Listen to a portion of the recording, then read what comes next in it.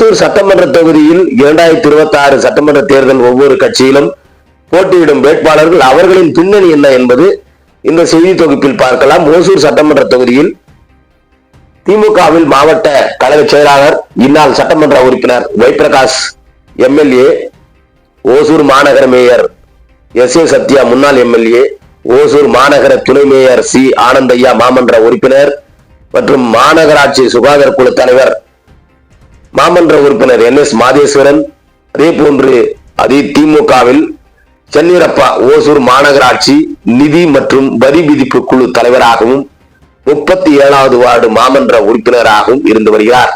இவர் கடந்த 2006ஆம் ஆண்டு மத்திகிரி பேரூராட்சியாக இருந்தபோது தலைவர் பதவிக்கு போட்டியிட்டு இருக்கிறார். அதே போன்று 2011ஆம் ஆண்டு ஓசூர் நகராட்சி வைஸ் சேர்மனாகவும் போட்டியிட்டு இருக்கிறார். குறிப்பாக இவர் ஒரு தொழில் அதிபராகவும் இருந்து வருகிறார்.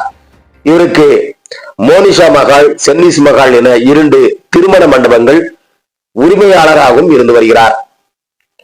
கவுன்சிலர் சென்னீரப்பா. இதனைத் தொடர்ந்து தமிழக வாழ்வுரிமை கட்சியில் மாநில மகளிர் அணி துணை செயலாளர் கல்பனா மகேந்திரன் ஓசூர் சட்டமன்ற தொகுதியில் போட்டியிட வேட்புமனு தாக்கல் செய்யப்பட்டிருக்கிறார். இதில் யாருக்கு வாய்ப்பு உள்ளது என மக்கள் எதிர்பார்க்கப்படுகிறார்கள். அதே போன்று அதிமுகவில் முன்னாள் அமைச்சர், அதிமுக கழக மேற்கு மாவட்ட செயலாளர் பி. பாலகிருஷ்ண ரெட்டி ஓசூர் சட்டமன்ற தொகுதியில் போட்டியிட முன்னாள் முதலமைச்சரிடம் வேட்புமனு தாக்கல் செய்யப்பட்டிருக்கிறார்.